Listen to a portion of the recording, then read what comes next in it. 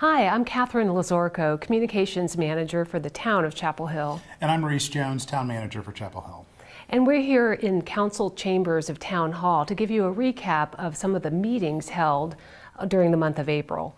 Lots going on, of course, in busy Chapel Hill. Development reviews, there was one approved this month. Yeah, that's a project we've been talking about for a while now, dating back to last fall. That's the independent senior living project on Homestead Road. There was a discussion over rezoning and a special use permit for that. 198 apartments that would be part of that project.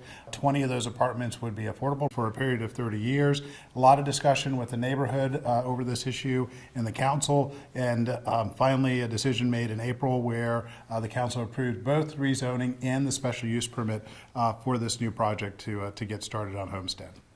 Okay, and then there was another development review, a very early stage in development review, which is called concept plan. There's no action taken by the council, but it is a preliminary sketch that a developer provides. And this was for 1000 MLK Boulevard, right at the corner of Estes and MLK. That's correct. That's an area of town where the trees had been forested about 8-9 months ago or so. They were taken down in that area.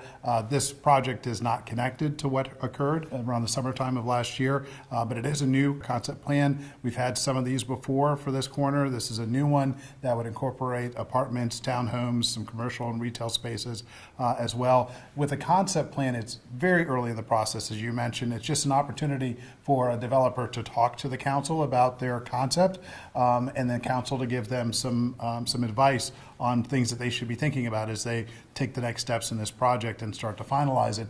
With the council, they were concerned about traffic on that corner. Obviously, Estes does have some traffic issues during the commute times especially, so that was a real concern. They were concerned about placemaking in that spot as well, and stormwater runoff was also another issue that council raised. So those are things that then the developer will think about as they start to develop what ultimately will be a site plan that will then go through the regulatory process. So more to come on this. That's right. It'll take some time before we actually get this project back before the council. The developer will take the responses that they heard from council, and then they'll take that and try to incorporate it into a site plan that they would bring back to the town for inclusion in the regulatory process, and then ultimately back before council. Okay. Well, another topic that's near and dear to Chapel Hill is in the environment, reducing carbon emissions. I know that has a large community interest right now. What can you tell us about the climate action plan that's underway? Well, we had actually two presentations in April related to climate action. One is this climate action plan that the council is interested in the town being involved with, both from our own plan that we would develop within the town, but then also the work that we would do with our partners in Orange County and Carrboro and Hillsborough to develop a regional approach along with the University of North Carolina, Chapel Hill, to really take a look at one, what we're already doing when it comes to climate change and helping to protect the environment, but then two, other things that we could do in the future. And as part of the discussion over the budget, we'll have some money set aside that would help us with guiding us through this climate plan development next year, which will ultimately lead us to some action that goes above and beyond what we're already doing to try to address climate plan.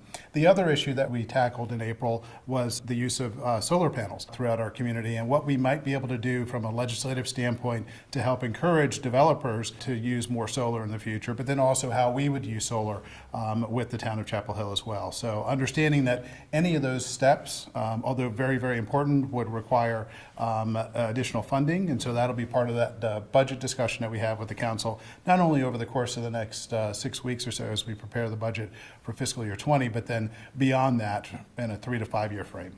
Okay, so as I understand it, the plan is more long-term, a lot of collaboration, research still underway, and then the framework, which is looking for tangible action items that can be done more immediately, like the rooftop solar that you just mentioned. Absolutely. There's always going to be some short-term and long-term steps that we could be taking, and we'll be figuring that out over the course of the next 6 months to a year. Okay. Another item that is also right up there in Chapel Hill's near and dear list is bicycle and pedestrian mobility. There was funding set aside for a new bike and ped pathway on High School Road. And it's actually part of the Chapel Hill High School renovation project that's taking place. It's a little convoluted in that here in the state of North Carolina, when you have a road project that's part of a larger project associated with a school, you cannot require the schools to pay for it. So the schools, although agreed to a special use permit, part of that special use permit was to include bike lanes and sidewalks along High School Road. They do not have to actually pay for that. And so there's a discussion between the town and the schools about what we can do to make sure that those really important community benefits happen. And we were able to negotiate a cost share of about $200,000 so that we would get this multimodal path and the schools could continue along with their project and get that done. So a great example of collaboration between the council and the schools. Well, that's the wrap up from April. Of course, we'll be back in May. Thanks for joining us. Thank you.